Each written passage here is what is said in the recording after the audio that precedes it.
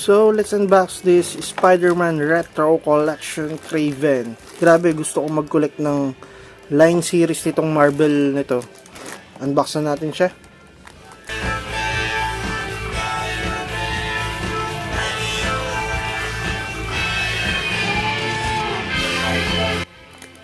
So, ayun, no? Unbox na natin siya.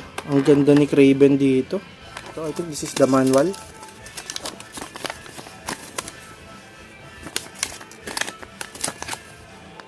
Oo, manual nga lang. May warning hazard. Halos lahat ng toys ganun.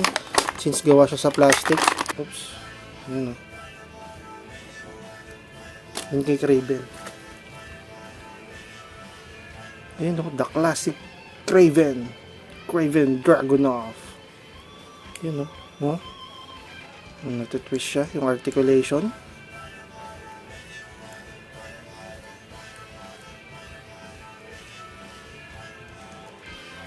Check natin yung shoulder.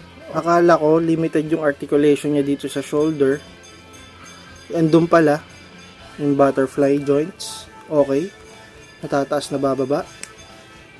Natutwist yung bicep. Yung arm. Yung head.